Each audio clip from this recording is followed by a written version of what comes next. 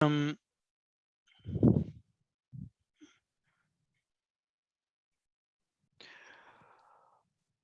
आज हम 81वें पद से जो चर्चा हमने प्रारंभ की थी वहीं से शुरू करेंगे। पिछले सप्ताह हमने ये डिस्कशन जो जहाँ छोड़ी थी उसमें कहा था कि मोक्ष अथवा बंध ये जीव का अपना निर्णय है। मतलब मुक्ति और जन्म मरण का जो बंधन है ये उसका अपना निर्णय है, उसके विचारों और उसकी इच्छाओं से जुड़ा है। प्रभु तो मोक्ष देने के लिए सदा तैयार रहते हैं यदि भक्त इच्छुक है और प्रयत्न करता है और पात्रता सिद्ध करता है। इसमें भगवान का या भगवत कृपा का कोई हस्तक्षेप नहीं है। दूसरी बात जो हमने कार्यक्रम के समाप्त करते वक्त कही थी कि इन पदों के अंदर मोक्ष की या मुक्ति की बात की गई है। जो दुष्कर्मी हैं, पापी हैं, वो राम नाम के माध्यम से मुक्त हो सकता है। तो प्रश्न यहाँ पे ये उठा था कि क्या जो वो पाप कर चुका है जीवन मुक्त होता है तो क्या अपने पापों का भुगतान नहीं करेगा? उसे पापों का लेखा जोखा नहीं देना पड़ेगा? तो प्रभु इस कार्य में किसी प्रकार का हस्तक्षेप नहीं करते, ना वो किसी का पुण्य लेते हैं ना किसी का पाप अपने ऊपर नहीं लेते। तो यहाँ पे जो सिचुएशन वो ये है, जो कर्म कर्म फलों में परिणित हो चुके हैं, यानी कि पिछले जन्मों के और अब से पहले के जितने कर्म हैं या संचित कर्म जिन्हें हम कहते हैं, उनमें से जो कर्म कर्म फलों में परिवर्तित हो चुके हैं उनको शरीर जो जीव है भोगना ही पड़ता है।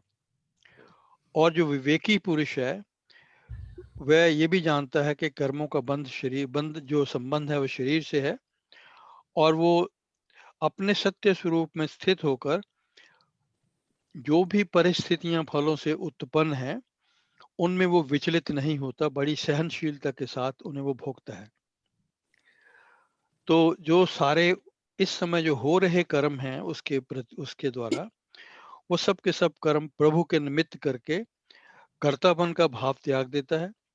तो फिर वो कर्तापन का जो जैसे भाव त्यागेगा तो उसे भोक्ता का भाव भी उससे भी वो मुक्त हो जाएगा। इस प्रकार संस्कार कर्ता के अंतःकरण में कोई किसी प्रकार का जो है इम्प्रेशन वो नहीं छोड़ते, यानी कि कर्म अपने संस्कार अंतःकरण पर नहीं छोड़ते। तो जो कर्म हम कर्म फलों में जो है वो परिवर्तित नहीं हुए उनका क्या? उसके लिए स्वामी जी ने लिखा है जलते कर्म बंद यथा काठ। वो जो कर्म है वो लकड़ी की भांति जलकर भस्म हो जाते हैं। And that means they leave no sanskar behind, no impression behind to follow. तो उस व्यक्ति की जो स्लेट है वो पूरी की पूरी जो है वो क्लीन हो जाती है, वहीं से वो अपना जो जीवन है फिर से आरंभ करता है। तो ये यहाँ पे हमने डिस्कशन को छोड़ा था। तो 80 और 81वें पद की चर्चा जो थी, आज हम उसी चर्चा को फिर आगे बढ़ाते हैं। और ये मैं कह दूं कि कुछ पुनरुक्ति अवश्य होगी, रेपिटेशन जरूर होगी और आशा है कि you will forgive give us for that. क्योंकि जब भी हम रिकैप्चुलेट करते हैं तो पिछली बातों को थोड़ा बहुत दोहराते हैं। वैसे भी अमृतवाणी की शैली पुनरुक्ति है, पुनरावृत्ति है। उसमें एक ही बात को कई बार कई ढंग से कहा जाता है। तो इन पदों में दो तीन बातें मैं आपसे यहाँ पे बांटना चाहूंगा। इन पदों में को ही नहीं लेकिन संपूर्ण अमृतवाणी को स्वामी जी के व्यक्तित्व, उनकी जो पर्सनैलिटी है, उनका आत्मज्ञान है, उनका आत्म साक्षात्कार है, वेदांत का ज्ञान है, वेदों का ज्ञान है, यानी कि वेदांत और वेद, उसके बाद श्रीमद् भगवत गीता और श्री भक्ति प्रकाश जैसे दिव्य ग्रंथों का आश्रय है। तो ये वाणी इसलिए अमृत है और दूसरी बात अमृत इसलिए भी है कि इसमें जितने भी तथ्य वर्णित हैं वो समयातीत है, मानी कि कल भी सत्य थे, आज भी सत्य हैं, कल भी सत्य होंगे। परमार्थिक सत्य की भांति वे सत्य थे, सत्य हैं और आने वाले समय में भी सत्य रहेंगे। इसलिए इन पर अंतःकरण से निर्भ्रांत होकर, विदाउट एनी कंफ्यूजन, अनुसरण करना हमारा बनता है। तो इसके बीच में हम इफ एंड बट्स को छोड़ दें और अनुसरण करें। जो चर्चा जो है उसको हम आगे बढ़ा रहे हैं ताकि हम हृदय से होल हार्टेडली इनका निस्संदेह अनुसरण कर पाए। तो अमृतवाणी में यह इन दो पदों में नहीं, लेकिन अमृतवाणी में दो बातें जो हैं वो हमें बार बार आएंगी, उन्हें हमें याद रखना चाहिए। पहला है पारायण और दूसरा है जप। तो व्हाट इज पारायण? आप इसको रामायण में भी पढ़ते हैं, भक्त मिलाप में अंत में जाके पढ़ते हैं रामायण पारायण। हाँ जी, रामायण पारायण से हाँ, फलती पुण्य कर्म की खेती, राइट। तो इसका भाव जो है, पता नहीं कितने लोग इसको समझते हैं, कितने लोग नहीं समझते। सिंपल शब्दों में पारायण शब्द का अर्थ है पाठ करना, किसी किसी बुक का, किसी पुस्तक का या उसके किसी एक अध्याय का ए टू जेड, पहले पृष्ठ से लेकर अंतिम पृष्ठ तक निरंतर लगातार पढ़ना, without looking back and fourth, उसको कहते हैं पारायण। इसलिए हम पाठ भी इसको कह देते हैं, या इन सिंपल इंग्लिश हम कहेंगे लिनियर रीडिंग, आगे की ओर सीधे सीधे पढ़ते जाना। और यही कहाँ पे, या इसको दूसरे भाग में अगर हम और भी संक्षिप्त रूप से कहें तो अखंड पाठ कह लीजिए। इसमें अमृतवाणी का हम मंदिर में, श्री राम शरणम में, अपने घरों में उसका अखंड पाठ करते हैं। In the sense we read it from page 1 to page last page, 93 पद सारे के सारे हम पढ़ते हैं। तो इसको हम कहते हैं पारायण। और दूसरी बात जो है, एक अमृतवाणी का पारायण जो है वो हम सभी करते हैं, घरों में करते हैं, श्री राम शरणम में भी करते हैं। और दूसरी जो उसमें बात, जो मुख्य बात है, वो जप। जप जो है, इसको इसको हम कहते हैं पुनरुक्ति, पुनरावृत्ति और रेपिटिशन। तो जप के अंदर जो है वो लीनियर रीडिंग नहीं है, सीधा सीधा उसको हम पढ़ते नहीं है, उसमें पुनरुक्ति है, उसको we can go back and forth. एक ही शब्द या एक ही मंत्र को निरंतर उसका हम उच्चारण करते हैं। एक बार उच्चारण करने के बाद फिर जब दूसरी बार उच्चारण करते हैं, they are so close to each other. जैसे राम के बाद राम शब्द का जब हम उच्चारण करते हैं, वो एक दूसरे के इतने पास होते हैं कि उनके मध्य में दो शब्दों के या दो उच्चारणों के मध्य में कोई भी गैप नहीं होता, कोई अंतराल नहीं होता, कोई इंटरवल नहीं होता, और नहीं होना भी नहीं चाहिए। भाव यह है कि मन को कोई और विचार बीच में लाने का अवसर ना मिले। जैसे अब राम शब्द के बोलने के बाद आप रुक गए, आपका मन इधर उधर भटकने लग सकता है। तो इसलिए उसके साथ ही दूसरा राम नाम को हम जोड़ते हैं और चलते जाते हैं। और ऐसा करने से जो हमारा मन है वो एकाग्र चित्त एक ही डायरेक्शन में जुड़ा रहता है। तो ये बात है जप की। अब जप का महात्म्य क्या है, तो हम आइए देखें। इसको हमने पिछले सप्ताह प्रारंभ किया था। कमलेश आंटी, तरगय धृति दो, let me read the first one. तरगय धृति धारणाहीन, धर्म कर्म में जन अति दीन, राम राम श्री राम जप जाप, हुए अतुल विमल अपाप। ये तो पिछले सप्ताह हमने पद देखा था। अब आप ये 81वां पद प्लीज पढ़ दीजिए, फिर हम इसके बाद चर्चा को आगे बढ़ाते हैं। हाँ जी। गए धृति धारणाहीन, धर्म कर्म में जन अति दीन, राम राम श्री राम जप जाप, हुए अतुल विमल अपाप, राम राम श्री राम जप जाप, हुए अतुल विमल अपार। तो जैसे मैंने आपसे हर बार अनुरोध किया है कि आप अमृतवाणी की जो पुस्तक है उसे अपने पास रखिए। मुझे आशा है कि आप सबने अपने पास रखी होंगी, तो अगर नहीं रखी तो प्लीज रख लीजिए। और जो 81वां और 80वां पद है वो वाले पृष्ठ जो है वो खोल लीजिए, क्योंकि we'll have something to discuss। तो ये जो दो पद हैं, तर गए राम तर गए धृति धारणाहीन धर्म कर्म में जन अति दीन, राम राम श्री राम जप जाप हुए अतुल विमल अपाप, एक ये।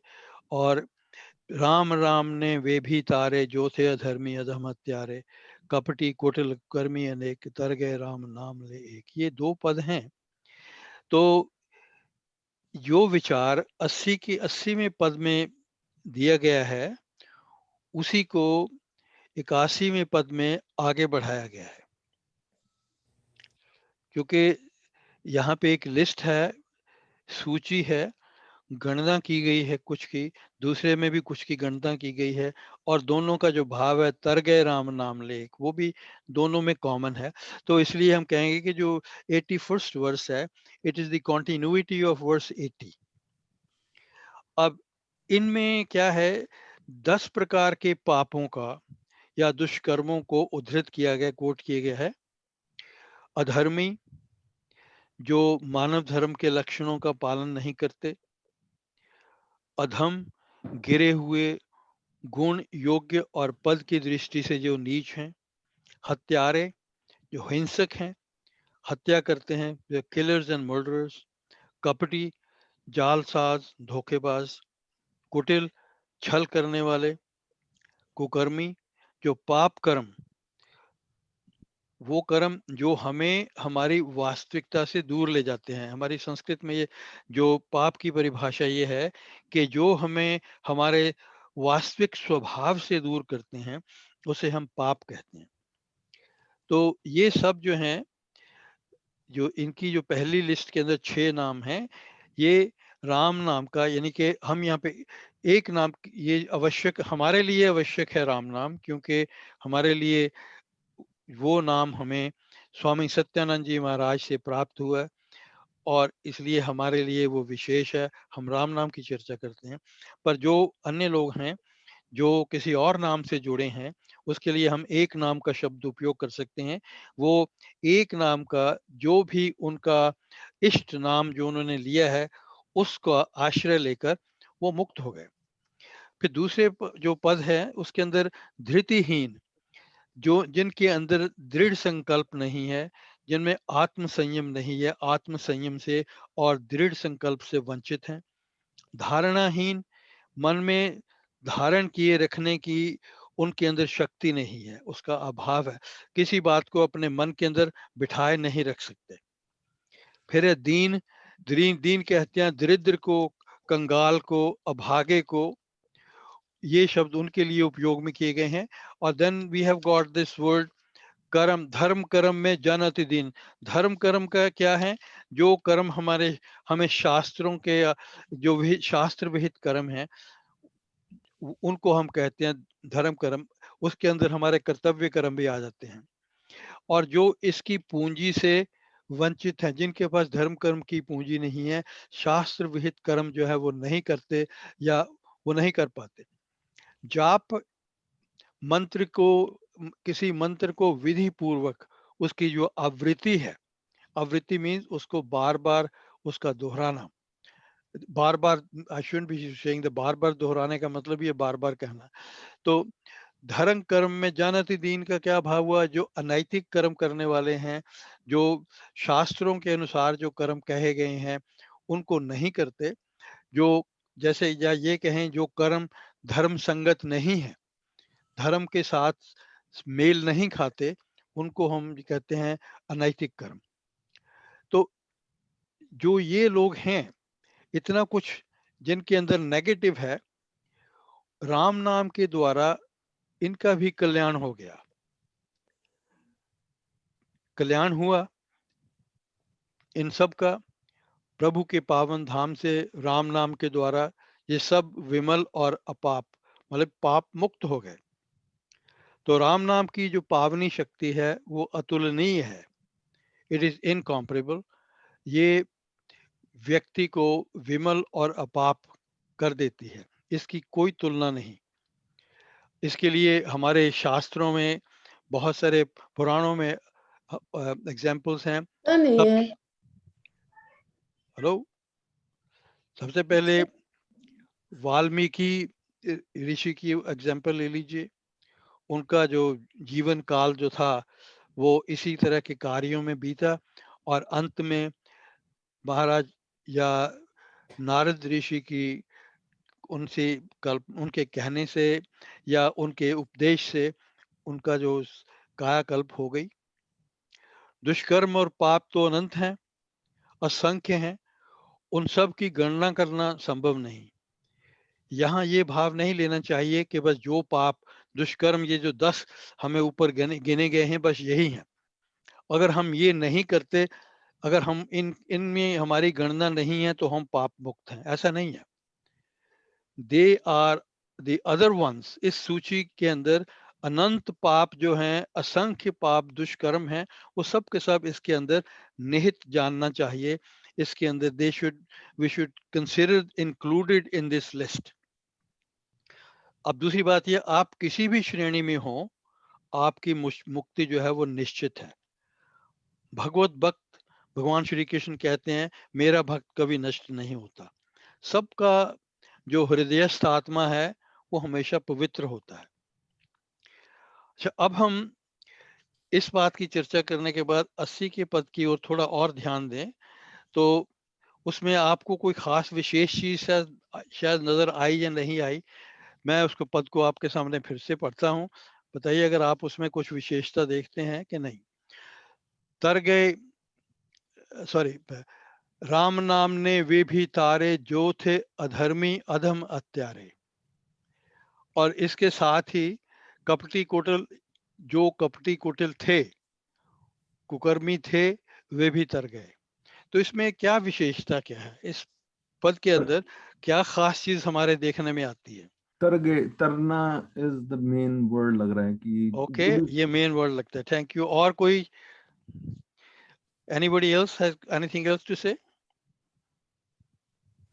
केवल जी मुझे तो कोई कंट्राडिक्शन लिख रही है। पहले तो No. मैं आपने अभी थोड़ी देर पहले ये बताया कि कर्मों का जो लेना देना है वो तो करना ही पड़ेगा। एग्जाम्पल दिया था last time. Yeah, that's right. Yeah. जो महाभारत किया था धृतराष्ट्र का। Yeah. तो एक तरफ तो ये कहा, और ये बैल साहब ने भी कहा था कि बीच में कोई कुदरत का कानून है, ये तो करना Yeah, that's पड़ेगा। right. Yeah. और दूसरी तरफ ये भी कहा जो जाप करता है उनका लकड़ी की तरह से वो जल जाते हैं, तर गए। Yes. Yeah. तो दोनों बातें कैसे एक साथ होंगी? एक साथ इस तरह से है कि ये आपकी मनोवृत्ति को परिवर्तित करने का साधन है। अगर आपकी मनोवृत्ति परिवर्तित नहीं होती तो आप फिर उसी कार्यों में लगे रहेंगे, आप पापों में प्रवृत्त रहेंगे। इसकी चर्चा अभी थोड़ी देर में मैं करने वाला हूं, तो if you can hold till then that be good. तो is it okay if you hold till then?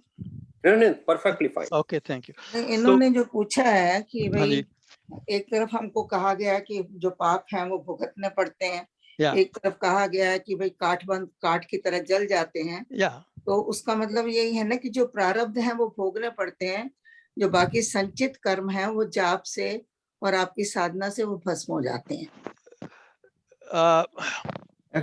या मतलब जो बात आपने कही है इसको we are gonna you know discuss it a bit further bit letter.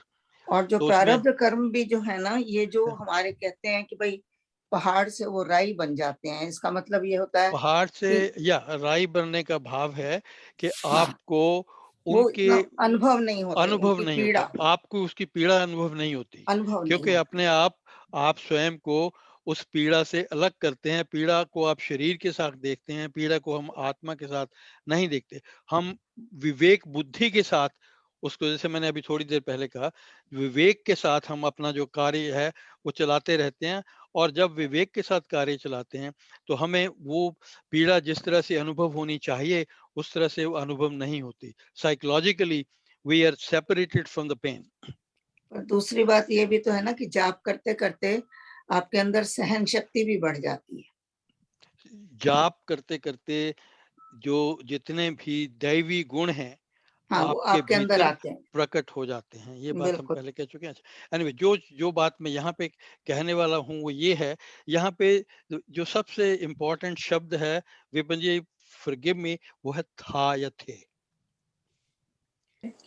80 के पद में ये ध्यान देने वाली बात है कि यहाँ पे एक और ये एक प्रकार का प्रतिबंध है। This is subject to one condition. वो कंडीशन क्या है? थे। जो थे, वह शब्द यहाँ थे, दे दोज हु वर। तो यहाँ थे का महत्व है। भाव यह है कि राम नाम का आश्रय जिन्होंने लेने से पूर्व, ये बात को याद रखना है, राम नाम का आश्रय लेने से पूर्व वे जो उनकी वृत्तियां थी, पाप वृत्तियां थी, दुष्कर्म थे, उनमें वो लगे हुए थे, और उनको हमने, उन वृत्तियों को हमने त्याग दिया, उनसे तौबा कर ली, और And फिर हम तौबा करके राम नाम के आश्रित हो गए। हाँ जी केवल जी, हाँ जी, या एक बात तो ये है ना, तर गए राम नाम ले एक, या तो एक ही नाम के आधार से पॉजिटिव एटीट्यूड के साथ एक ही नाम नहीं नहीं का नहीं, पॉजिटिव एटीट्यूड तो होना ही चाहिए। एक नाम का मतलब अनन्यता से, एक नाम से हाँ, उसको पकड़ना, एक नाम को पकड़ना, चारों तरफ नहीं भागना, जिसके लिए आपको पिछली बार हमने सबके सामने एक वो कथा साझी की थी, एवरीबॉडी नोज अबाउट इट, कि एक आदमी डूब रहा था तो उसने पहले हनुमान जी को कॉल किया, फिर उन्होंने राम जी को कॉल किया, फिर कृष्ण जी को कॉल किया, सभी देवी देवताओं को कॉल किया, अंत में वो डूब गया। तो जब वो स्वर्ग में या जहां पे भी गया, ऊपर गया, जब उसके लेखे जोखे की बात हुई तो उसने कहा पहले मेरे को एक बात का जवाब दो। तो मैंने हनुमान जी को बुलाया, वो नहीं आए। तो हनुमान जी ने उत्तर दिया, भाई मैं जब तक मैंने गदा उठाई आपने भगवान श्री कृष्ण को बुला लिया। तो भगवान कृष्ण जी कहने लगे, जब तक मैंने बांसुरी उठाई आपने राम जी को बुला लिया। तो इसी कार्य में हमारे तैयार होते होते आप लोग डूब गए। तो ये है कि एक का अनन्यता से जो है हमें उसका पल्लू पकड़ना चाहिए। ये आपका जो भगवान श्री थे वर्ड कृष्ण, है, केवल जी जो थे वर्ड है उसका हाँ तो मैं भी एक थोड़ा सा just wanted to share my thought as well. हाँ जी, हाँ जी, जैसे हम लोग सपना ले रहे होते हैं और हाँ सपने जी, में पता नहीं बड़े क्रियाकलापों के अंदर बिजी होते हैं, या और जैसे ही जग जाते हैं तो हमारे को पता चल जाता है कि यार वो तो सपना था, और बिल्कुल था, ऐसा सा ओझल हो हाँ, जाता है मामला कि जैसे पता ही नहीं था कुछ हुआ, और हम या लोग उससे बंधे भी थे, बन, उस समय बंधे हुए थे उस जिससे समय सपना बंधा, ले रहे थे, यस राइट, या और एग्जैक्टली, जैसे ही जग गए तो वो खत्म हो गया सपना, खत्म और हो वो गया, बिल्कुल उससे या बंधनों से मुक्त हो गए एकदम। तो ये तो जो, ठीक है, दैट्स गुड, थैंक यू। तो ये है, जब हम थे से निकल जाते हैं, हमने वो चीज अपने पीछे छोड़ दी, तो वो जो तथ्य जो है उसको जब इस बात को हमें ध्यान में रखना है कि दुष्कर्मों का त्याग कर शुद्ध अंतःकरण से we start with a clean slate. पीछे की जो जो कुछ पीछे है उसको हमने पीछे छोड़ दिया, उस बैगेज को हम साथ लेकर नहीं आए। अब इसमें इसकी आपके, ये अगर हम ऐसा करते हैं, एक तरफ तो हम राम नाम जप करते हैं और दूसरी तरफ हम अपने उन जो दुष्कर्मों में भी प्रवृत्त रहते हैं, तो वो तो नहीं चलेगा। देखिए, एक और हम डायबिटीज के शिकार हैं, और हम डायबिटीज की जो है दवाई लेते हैं, ग्लूकोनॉम, ये वो जो भी है, और दूसरी ओर हम भरपूर जो है शुगर का भी सेवन करते हैं। तो ये दोनों बातें तो साथ साथ नहीं चलती। तो राम नाम जो है, अगर हम दोनों काम एक साथ करते हैं तो इसको हम कहेंगे ये पाखंड है, इट इज हिपोक्रेसी। ये चीजें इकट्ठी इकट्ठी नहीं चलेंगी, उससे ना आपको एक तरफ का लाभ होगा ना दूसरी तरफ का लाभ होगा, आप बीच बीच में ही पेंडुलम की तरह लटकते रहेंगे। तो जो व्यक्ति राम नाम को अनन्यता से सेवता है, राम नाम को अनन्यता से जपता है, प्रभु को अनन्यता से उसका भजन करता है, उससे यही अपेक्षा की जाती है कि भक्ति ये करे। तो जब वो ऐसा करेगा तो वो पाप से विमुख होकर, पाप को छोड़कर तो आगे बढ़ेगा। और फिर क्या होगा? ही विल बिकम अतुल विमल अपाप। उसकी तुलना नहीं, इतना वो विमल और अपाप हो जाएगा कि जिसकी इट इज इनकॉम्परेबल। तो कौन है ऐसे जो इसको प्राप्त होते हैं? जो प्रभु का जाप करते हैं, राम राम श्री राम जप जाप। तो जो इसके अंदर, जो इस पद के अंदर जो दूसरी बात आई थी, जो धैर्यहीन है, यानी कि धैर्यहीन को हम आत्म कृपा रहित भी कहते हैं, जिनके ऊपर आत्मविश्वास नहीं है, जिनके अंदर किसी वस्तु को कार्य करने का इतना धैर्य नहीं, वो सोचते हैं ये नहीं हुआ, मैं हो सकता है शायद ना ही हो, then we start something else, या we pick up another route. तो उसको हम दूसरी तरफ अविवेकी हैं, जो विवेकहीन है, जो those who have got no discerning wisdom, जो आत्म अनात्म वस्तु विवेक से शून्य है। तो और जो उसके बाद जो है, जो कर्तव्य कर्मों से विमुख हैं, तीसरी बात जो उन्होंने कही है, ये सब आराधना या राम नाम के जप से अपने सभी पाप, अपने सभी दोषों से मुक्त हो गए। वे सब मुक्त होने का भाव यह है कि वो सब साधु स्वभाव के हो गए, साधु वृत्ति के हो गए, और क्योंकि उनके जो पाप थे वो धुल गए। तो साधु वृत्ति के विषय में जो स्वामी जी ने यहाँ कहा है, भगवान श्री कृष्ण श्रीमद् भगवद गीता में भी यही कहते हैं, अर्जुन को समझाते हैं कि जो यहाँ प्रभुपाद ऋषिवर श्री स्वामी सत्यानंद जी महाराज ने जो हमको अमृतवाणी में इस पद में के माध्यम से समझाने की चेष्टा की है, कोई बड़ा दुराचारी भी अनन्यता से, एक भाव से अगर वो भगवान को भजता है, आराधता है, उसको साधु ही माना जाना चाहिए, क्योंकि उसके अंदर दैवी गुण जो संपत्ति है वो उत्पन्न हो जाती है। क्यों? दूसरी बात, उसने दुष्कर्मों को छोड़ दिया है, और दुष्कर्मों को छोड़ा ही नहीं बल्कि दोबारा ना करने की उसने ठान ली है। एक प्रकार का उसने व्रत ले लिया है कि वो फिर इन कर्मों में प्रवृत्त नहीं होगा। तो जो एक भाव से इस प्रकार से अनन्यता से प्रभु को भजता है, तो प्रभु को ही वो प्राप्त होता है, यानी कि उसको ही मुक्ति की प्राप्ति होती है। भक्ति प्रकाश जी में गुरु हाँ जी। महिमा में भी के साथ ये बड़ा अच्छा सिंक होता है। कुमति कूप में पतन था, पकड़ निकाला हाथ, धाम बताया इश्क का, देकर पूरा साथ। गुड, या तो ये बातें जो है ना, जैसे मैंने बिगनिंग में कहा कि ये श्री भक्ति प्रकाश, श्रीमद् भगवद गीता, वेदांत, और उसके बाद स्वामी जी का अपना जो है अपने अनुभव, आत्म साक्षात्कार, उनका अपना ज्ञान, ये सब की सब जो है अमृतवाणी की पृष्ठभूमि में उसका आधार है। They are the biggest support for Amritvani. अच्छा, इसी संदर्भ में जहाँ पे हम भक्ति की या परमात्मा मिलन की बात करते हैं, अगर आपने स्वामी जी की एक छोटी सी लघु पुस्तिका है, और जैसे परमात्मा मिलन का नाम दिया गया है, शायद आपने देखी होगी, पढ़ी होगी। उसमें 3 आर्टिकल हैं, भक्ति योग, कर्म योग और ज्ञान योग के ऊपर। और इन तीनों का, भक्ति योग का, कर्म योग का, ज्ञान योग का अद्भुत दर्शन उन्होंने हमारे लिए उसमें प्रस्तुत किया है। पहले भाग में भक्ति योग की बात करते हैं वो, और उसमें वो हमारे वेदों से उदाहरण लेकर हमारे सामने प्रस्तुत करते हैं। तो उसमें वो लिखते हैं कि जो व्यक्ति जड़ पदार्थों की पूजा करते हैं, ये यजुर्वेद के 34वें चैप्टर में 9th श्लोक की बात है, जो जड़ पदार्थों की पूजा करते हैं वे जड़ रूप हो जाते हैं, प्रकाश शून्य हो जाते हैं, अंधकार में ठोकरें खाते फिरते हैं। और दूसरी बात कहते हैं, जो मनुष्य जिसकी भक्ति करता है उसके तद्रूप हो जाता है। इसका भाव ऊपर वाले साथ सिंक करता है। अगर हम मनुष्य की भक्ति करेंगे तो हम मनुष्य के गुण, और साथ ही साथ अगर गुण आएंगे तो अवगुण भी बीच में आएंगे, वो भी हमारे भीतर जागृत होंगे। तो फिर इसलिए क्या हुआ? इसलिए भक्ति करो भगवान की, एक अखंड परमात्मा की, और उसके सभी सब जो गुण हैं, भक्ति से सद्गुणों की प्राप्ति होती है। ये बात यजुर्वेद में फिर से अंकित की गई है। परमात्मा, मैं तेरी भक्ति इसलिए करता हूं क्योंकि तू तेज है, तेरी भक्ति द्वारा तेरे तेज को मैं प्राप्त कर सकूं। तो ये देखिए, भक्ति द्वारा या राम नाम के जप द्वारा हमारे भीतर उसके जो गुण हैं वो उद्धृत होते हैं, हमारे भीतर वो जो गुण हैं वो प्रतिष्ठित होते हैं। फिर उसमें दूसरी उसी में ये कहते हैं, तू शक्ति है, तेरी भक्ति द्वारा इस शक्ति को प्राप्त कर सकूं। तू जीवन आधार है, तेरी भक्ति द्वारा इस आधार को प्राप्त कर सकूं।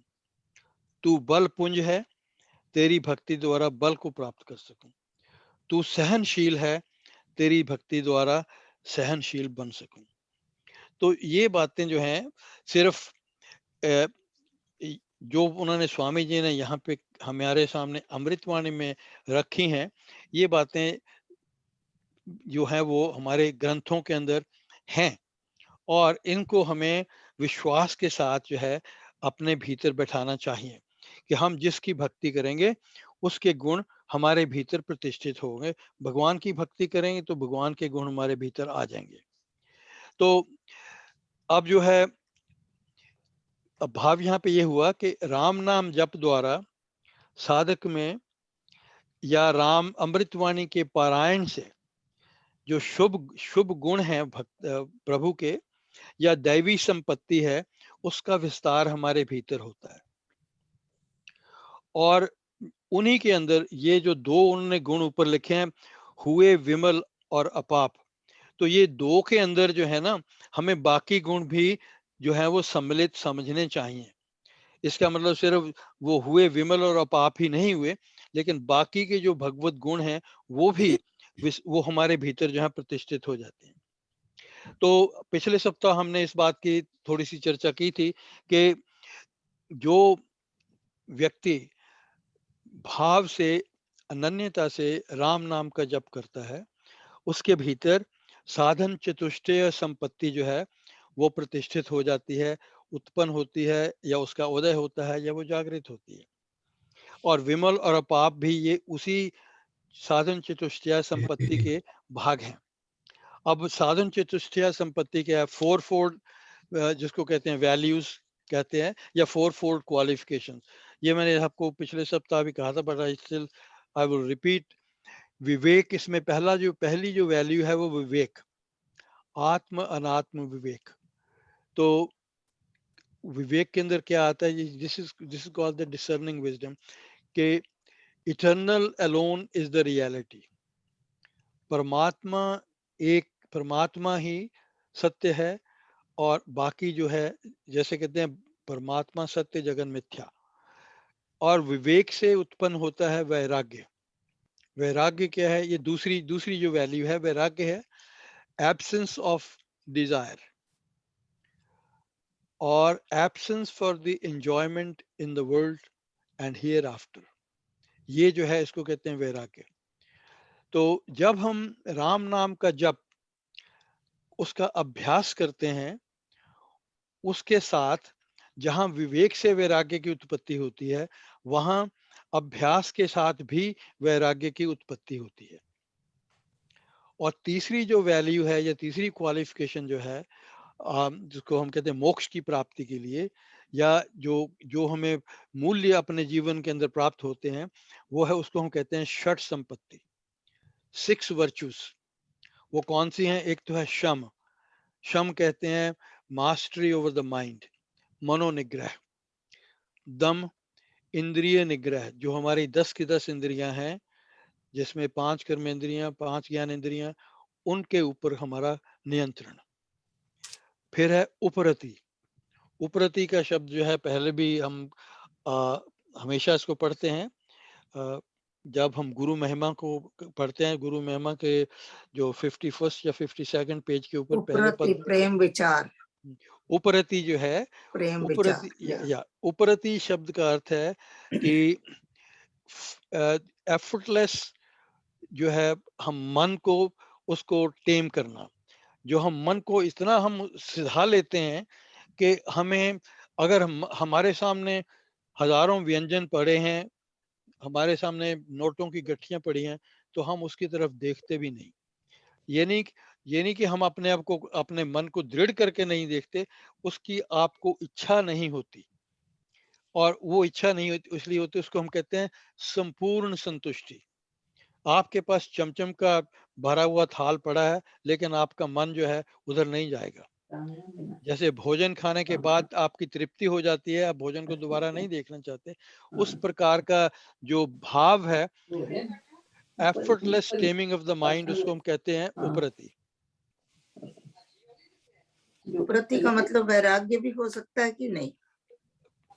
नहीं, वैराग्य जो है it's a very general term, it's this one is specific. ये माइंड को सिधाने की एक स्थिति है।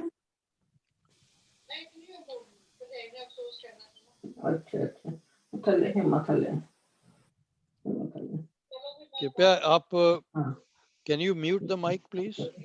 ठीक है।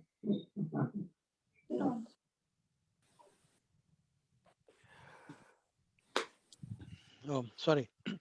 तो ये यहाँ पे चार जो क्वालिफिकेशन या चार वैल्यूज की हमने बात की है, विवेक। पर आपने भी दो ही बताए हैं ना उसमें। नहीं, वैराग्य, षट संपत्ति, तीन हो गए ना। आपने विवेक बताया है और वैराग्य, और फिर ये तीसरा षट संपत्ति, जिसमें शम दम उपरति। Okay, alright. उपरति के बाद आता तितिक्षा, यानी कि द्वंद्वों में सहनशीलता, मन की समता, equipoise of mind, endurance of the pairs of opposite, सुख दुख, लाभ हानि, मान अपमान, इन सब में सम रहना, दैट इज कॉल्ड तितिक्षा। फिर आती है श्रद्धा, गुरु और शास्त्रों के शब्दों में विश्वास। केवल जी 1 मिनट मुझे करना है, आगे निकल जाएंगे नहीं तो ओके। अभी थोड़ी देर पहले आपने कहा कि 3 चीजें लिखी हुई है, एक ज्ञान, भक्ति, कर्म। कर्म की जब बात आती है तो किसी पैरे में ये भी आता है, करिए नित्य ही उत्तम काम। उत्तम वर्ड जो है उसका लिटरल मीनिंग होता है प्रॉपर, ठीक काम करें आप।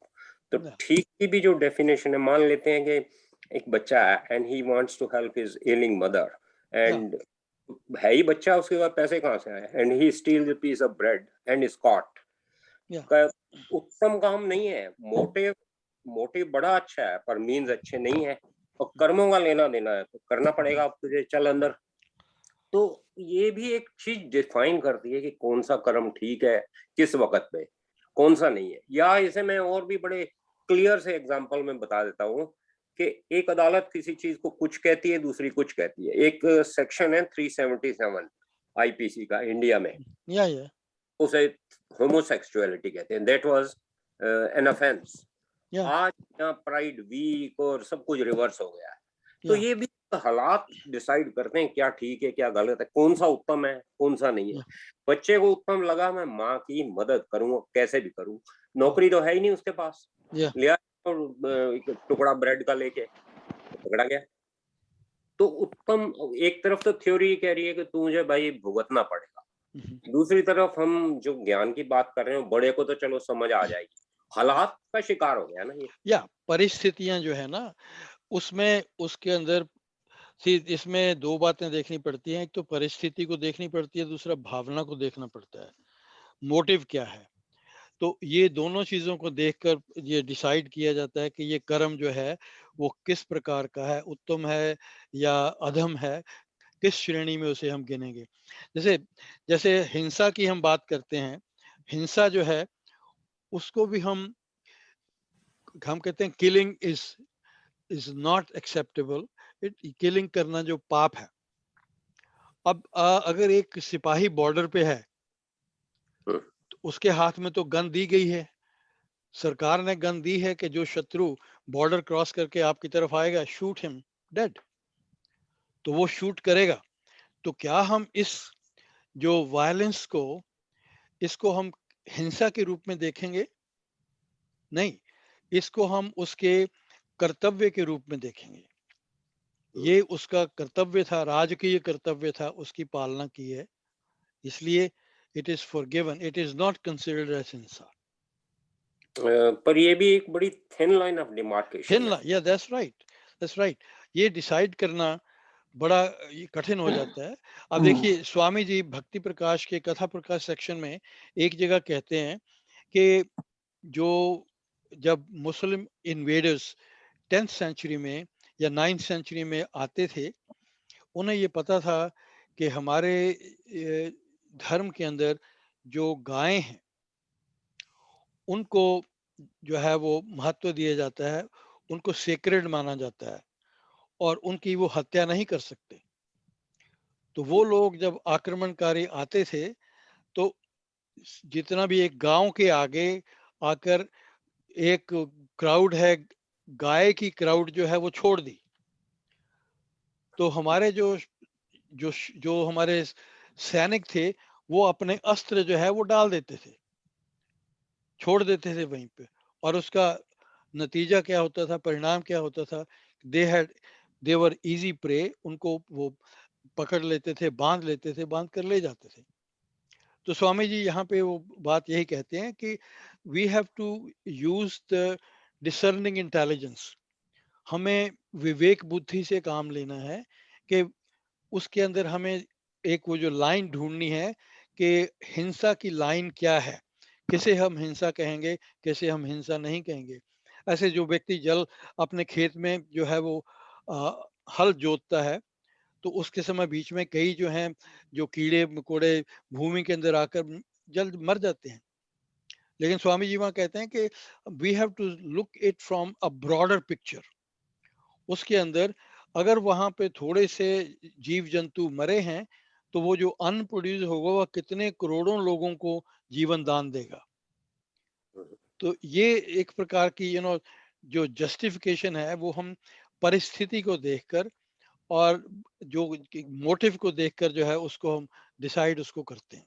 ये विवेक बुद्धि भी केवल जी जब राम राम के जाप से विवेक बुद्धि का भी उसमें बढ़ोतरी होती है, बढ़ती है, यही बात क्योंकि यही बात कंसंट्रेशन बढ़ती है, उससे यही ही बात विवेक बुद्धि यही बढ़ती बात है। अभी अभी मेरे ख्याल मैंने यही 2 मिनट पहले बात कही थी कि ये जो सद्गुण है हाँ, उनकी वही उनका संपत्ति होता है। हाँ वृद्धि जी। होती है और सद्गुणों की चर्चा जो है उसके अंदर ये षट संपत्ति कह लीजिए, उसके बाद दैवी संपत्ति कह लीजिए, वो उसकी वृद्धि होती है, वो बढ़ती है और वो गुण उससे भी समाहित होते हैं।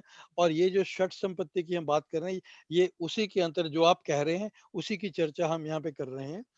षट संपत्ति के अंदर हमने जो बात की शम दम उपरति तितिक्षा श्रद्धा और चौथा है समाधान।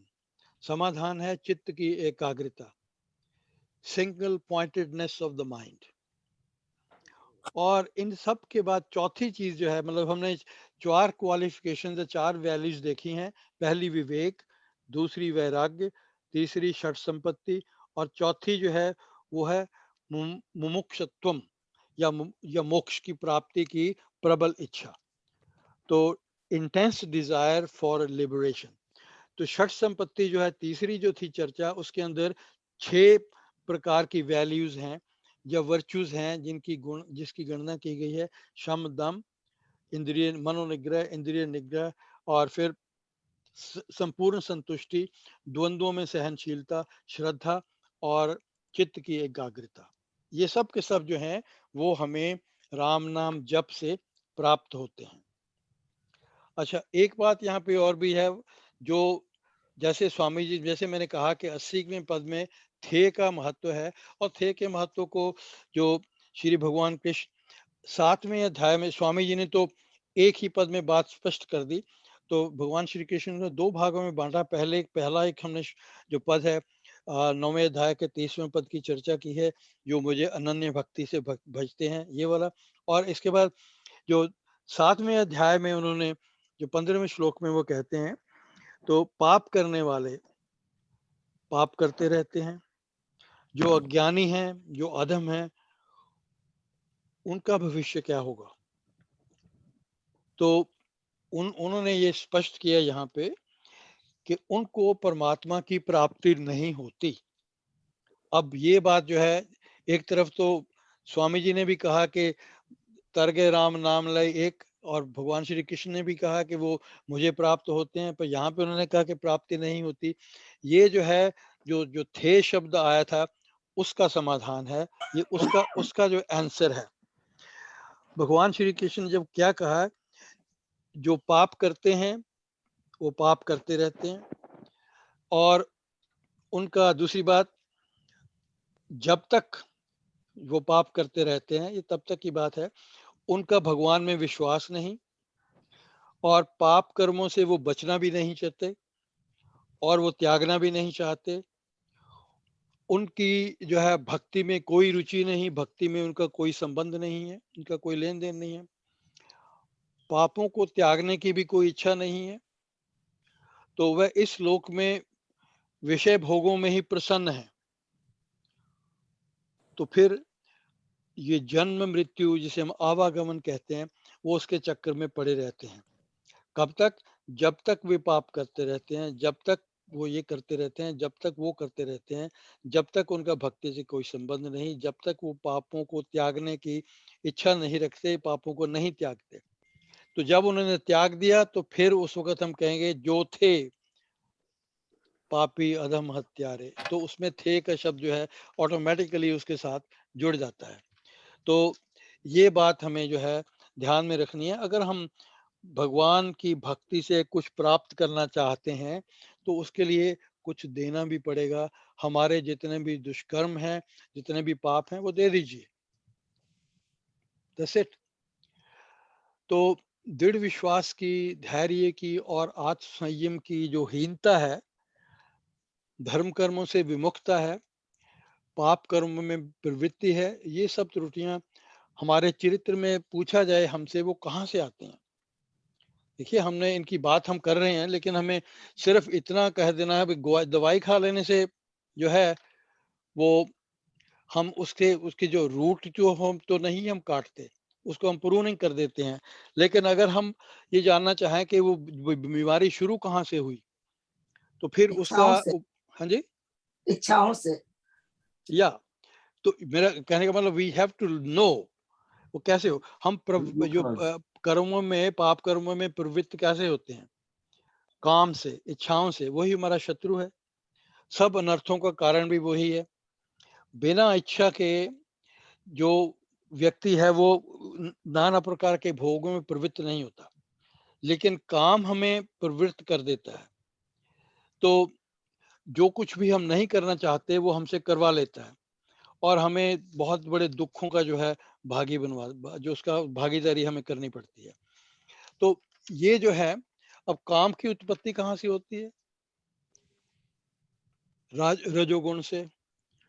और रजोगुण से मतलब रजोगुण से काम की, यानी कि उसमें राग की वृद्धि होती है, और राग से रजोगुण की वृद्धि होती है, और दोनों जो रजोगुण है वो दोनों ही उससे काम की उत्पत्ति के कारण है। और ये काम जो है जिसकी हम बात कर रहे हैं, जो हमसे पाप करवाता है, इसका निवास हमारे भीतर कहाँ है? Where does it stay? मन के अंदर, मन के अंदर, बुद्धि के अंदर, इंद्रियों के अंदर। क्योंकि अगर इंद्रियां बाहर के विषयों में विचर कर उसका ज्ञान मन तक नहीं लाएंगी, तो नेचुरली तो मन के साथ उनका कोई संबंध नहीं होगा, और मन जो है उसको बुद्धि तक पहुंचाता है। तो इसलिए तीनों का जो संयोग है, दिस इज 3 pronged अटैक। जो काम है वो 3 प्रकार से हम पर अटैक करता है, इंद्रियों के द्वारा, मन के द्वारा और बुद्धि के द्वारा। और जैसा ये होता है, हमारी जो विवेक है या विवेकशीलता है, उसको वो नष्ट कर देता है। हमें सत्य असत्य के विषय में विवेक नहीं रहता, उसके विषय में हम शून्य हो जाते हैं। तो ये बात हमें जो है वो याद रखनी चाहिए। और जब हम इस बात को याद रख लेते हैं, तो जप के अभ्यास से साधक के विवेक और विवेक से, और साधक में विवेक की उत्पत्ति होती है, विवेक से वैराग्य की उत्पत्ति होती है, और उसके बाद सारा जो कार्य जो है हमारे लिए एक सुखदायी जो वातावरण है जप के लिए, वो संभव हो जाता है। उसमें हमारी कठिनाइयां जो हैं हमसे दूर हो जाती हैं, और हम अपने आप जप में जो है वो लग जाते हैं, और अपना कल्याण जो है उसका मार्ग जो है वो खोज लेते हैं। केवल जी, हाँ जी, आपने ये जो थे के ऊपर व्याख्या दी है, हाँ जी, कई भक्त गण हम्म। उस थे में ही रह जाते हैं। या तो थे में रह गए तो थे, फिर वो वहीं पे नहीं रहेंगे ना। हाँ नहीं, कर नहीं रहे, कर्म हाँ नहीं वैसे कर रहे, हाँ पर यादाश्त में मैं तो पापी हूँ, मैं तो कुकर्मी हूँ, मैं तो ये हूँ, उसी को दोहराते रह जाते हैं। Whereas I think ये थे वह शब्द जो है वो ये भी एक इंगित कर रहा है कि आपने उसको भी भूल जाना है कि मैं कैसा था। या और वैसे भी अगर वो हम नहीं भूलते तो हमारा जो हम दुचित्ती में फंसे रहेंगे। हाँ जी, we तो will be वही double we will है। be doubly minded, right? हाँ, सो वो थे के साथ में ये भी एक धारणा बनानी होगी कि मैंने उसको याद ही नहीं करना। No, मैं क्या था मुझे उससे कोई मतलब नहीं है, या मैं जैसे अब क्या कर रहा हूँ मुझे उससे ये मतलब है। मतलब है stay in the present, stay in the moment. Yeah, that's it. तो Yeah. भगवान श्री कृष्ण ने जो कहा है, जो मुझे अनन्यता से भजते हैं उन्हें साधु ही समझना चाहिए। और Yeah. साधु हम क्यों कैसे समझेंगे? अगर वो पाप कर ही जा रहा है तो नेचुरली वो साधु तो नहीं हो सकता। तो उसको यहाँ पे थे शब्द का जो महत्व है वो यहाँ पे प्रकट होता है। वो छोड़ चुके हैं इस कार्य को, पीछे डाल दिया है उन्हें सब कर्मों को। अब उन्होंने क्लीन स्लेट के साथ अपना जो कार्य है, जो फ्यूचर है जो है वो प्रारंभ किया है। I hope it makes some sense, makes some clear है। For sure. ओके, अब 82वें पद की चर्चा कौन करेंगे जी? एक बार मुझे उपरति शब्द का मीनिंग फिर से बताएं। देखिए जी, उपरति जो शब्द है उसका मतलब है हमारे मन को इस प्रकार से नियंत्रण में लाना कि वो किसी भी प्रकार के व्यंजनों को अपने उसके साथ जितने भी उसके भोग हैं उसकी तरफ वो ना देखे। हमें उसको जबरदस्ती पकड़ कर नहीं लाना पड़ेगा, लेकिन मन के अंदर एक सर्व संतुष्ट संपूर्ण संतुष्टि की अवस्था हो जाती है, प्राप्त होती है, जिससे वो जो भी अपनी इच्छाओं से जुड़े हुए जो कुछ भी है उसे वो देखता भी नहीं। It becomes meaningless. उसके लिए या दैट्स राइट, उसके लिए वो दे आर नॉन एग्जिस्टेंट। मतलब एक शब्द में इसको क्या कह सकते हैं? सर्व संतुष्ट, ओके, संपूर्ण संतुष्ट, कंटेंटमेंट। या सुदेश आंटी हाँ जी। 82 राम नाम मन मुख में बोले, राम नाम भीतर पट खोले, राम नाम से कमल विकास, होवे सब साधन सुख रास। राम नाम मन मुख में बोले। सो कई लोग यहाँ पे में को से जोड़ देते हैं, पर ये शब्द से नहीं में है। राम नाम भीतर पट खोले, पट कहते हैं किवाड़ को, पट पर्दे को भी कहते हैं।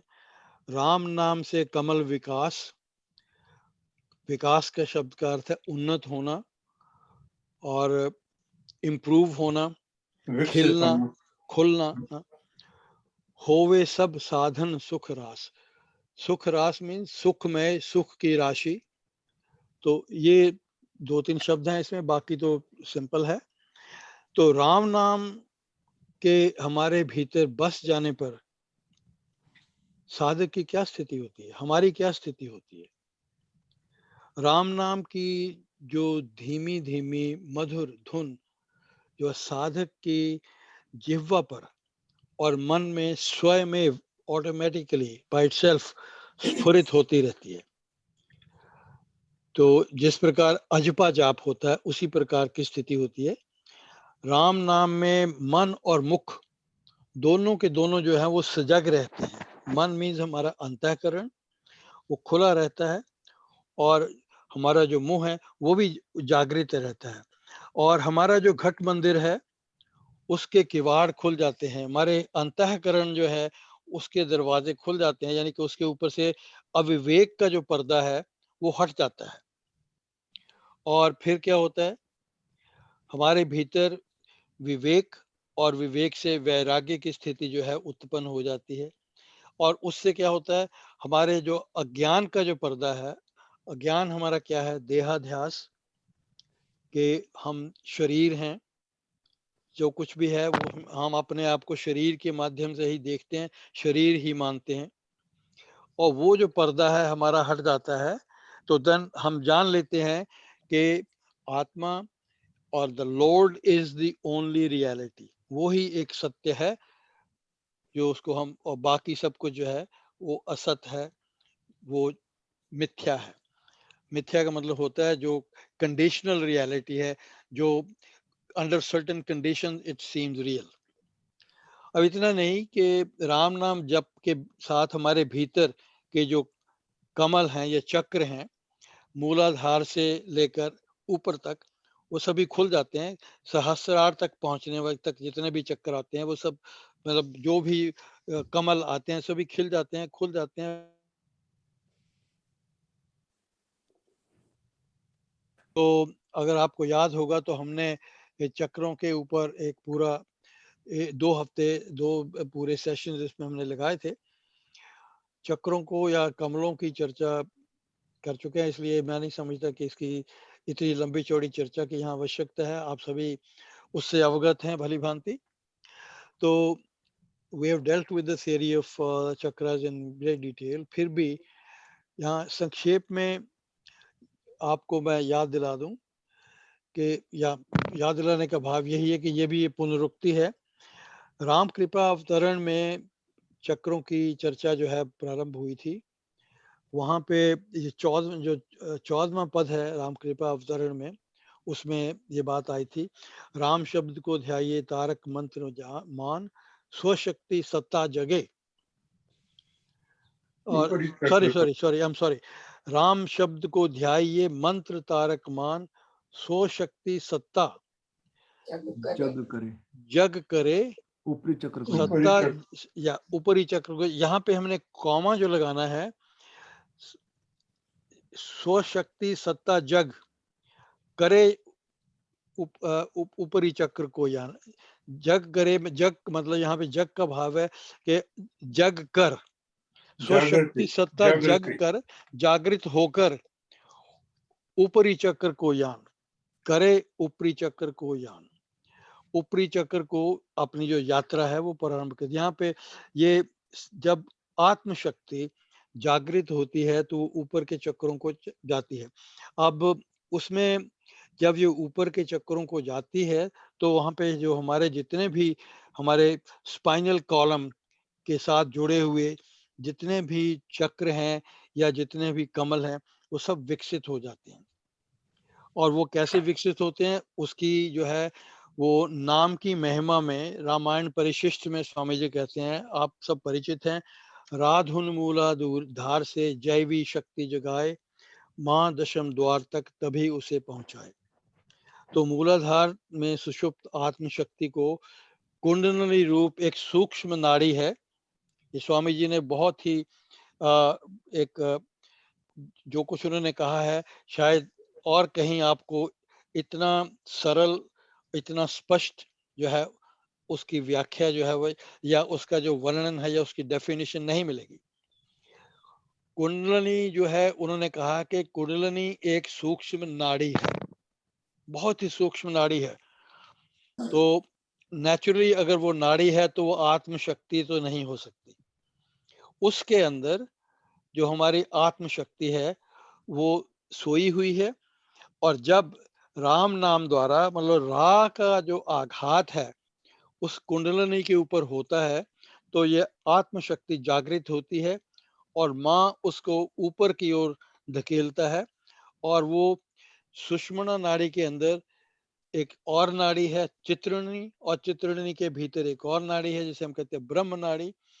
तो ब्रह्म नाड़ी के माध्यम से ऊर्ध्वगामी होकर सहस्रार की ओर बढ़ती है।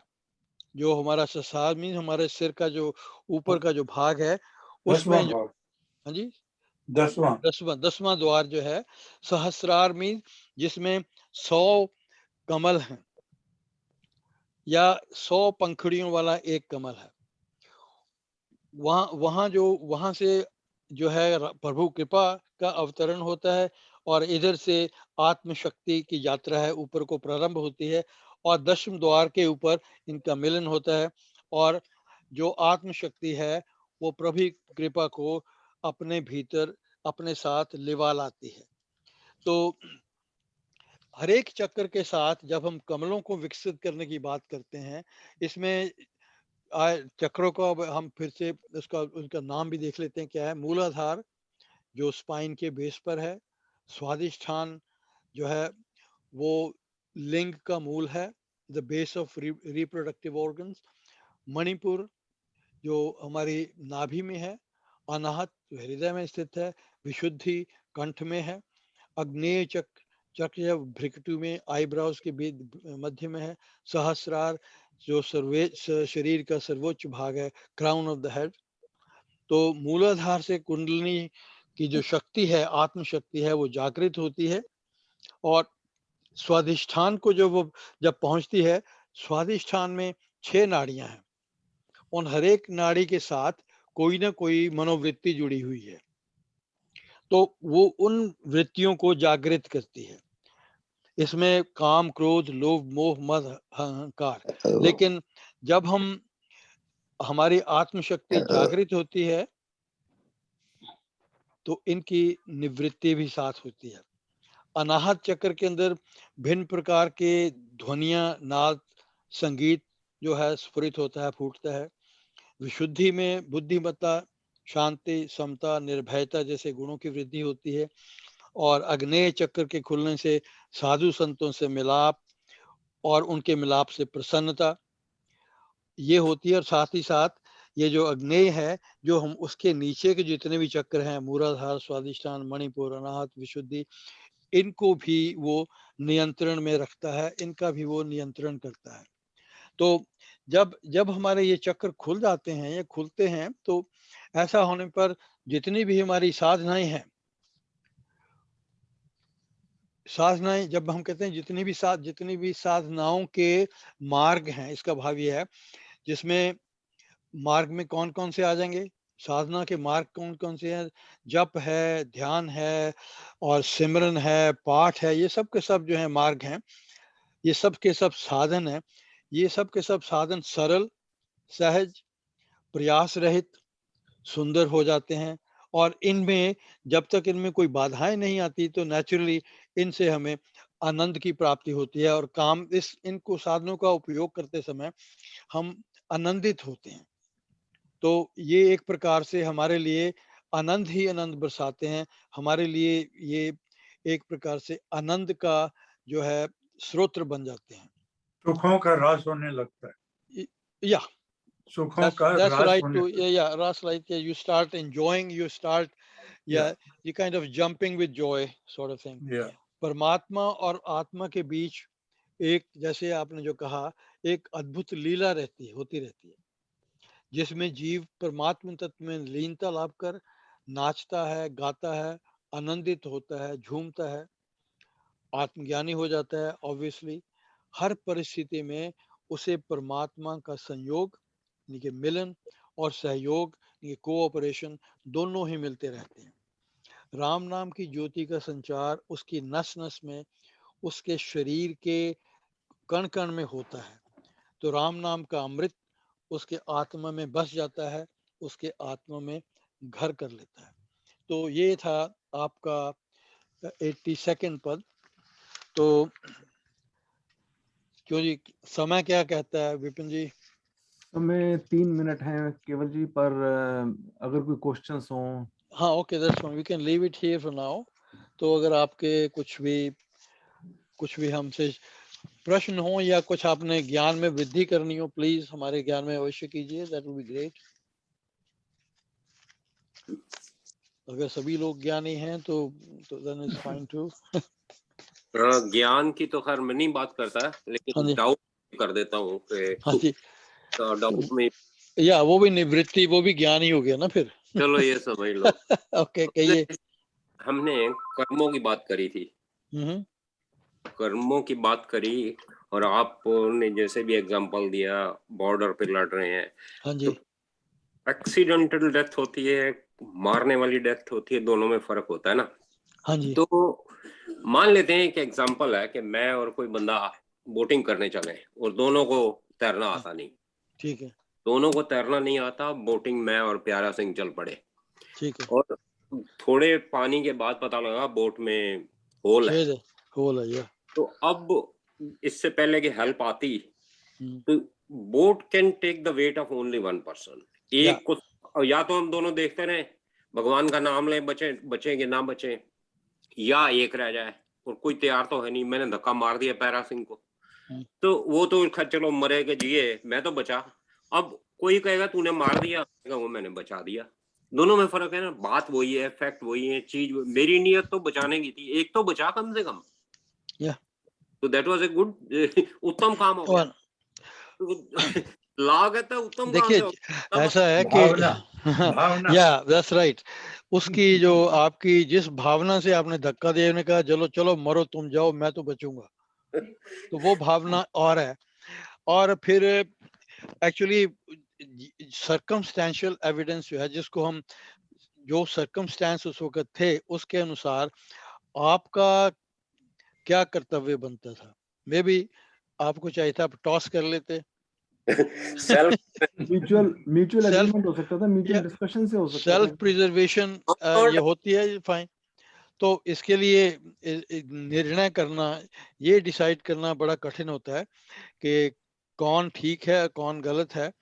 तो परिस्थितियां जैसी होती हैं उसके हिसाब से, अगर आपने जो कहते हैं self defence is the best defence, ये भी कहा जाता है। और फिर दूसरी तरफ जब हम कहते हैं कि अहिंसा परमो धर्म, तो आपने जो है डिजायर प्रॉम्प्टेड एक्शन लेके उसको धकेल दिया और आप बच गए।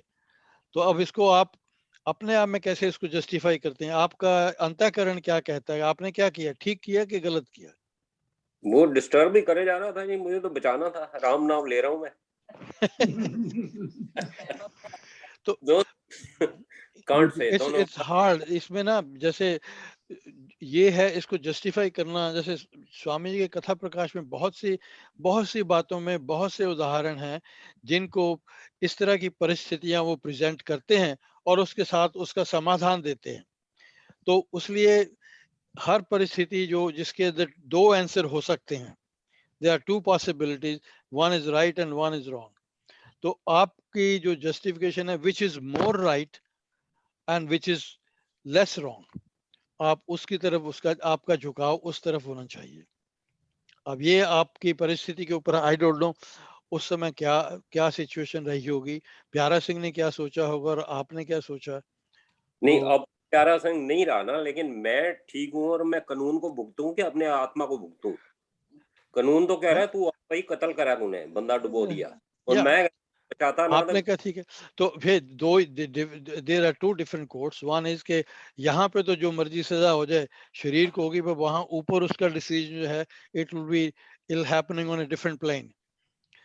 तो अब आई डोंट नो इसका मैं आपको क्या उत्तर दूं, लेकिन अगर आप ये ठीक समझते हैं कि अपने आप को बचाना और दूसरे को धकेल देना वो ठीक है, या इस बात के ऊपर निर्णय लेना कि दोनों आपस में बैठ के डिसाइड करें कौन किसको बचाए कौन किसको ना बचाए। तो केवल जी, हाँ जी, केवल जी, हाँ जी, इसमें भी क्या गारंटी है कि आप बच जाएंगे? आपने धक्का तो दे दिया, पर ठीक है, पानी तो भर रहा है नाव में, या तो आप भी डूब सकते हैं। नो नहीं दैट्स तब राइट। नहीं ना, अब, पर उन्होंने तो कह दिया ना कि वो एक व्यक्ति उसमें से बच सकता है। तो जो भी कंडीशन रही होगी, शायद उसका जो होल इतना बड़ा नहीं है और इतना प्रेशर नहीं है उसके ऊपर, वेट इतना नहीं है कि पानी जो है वो प्रेशर के साथ बोट के अंदर नहीं आ रहा। तो जो भी है, तो हम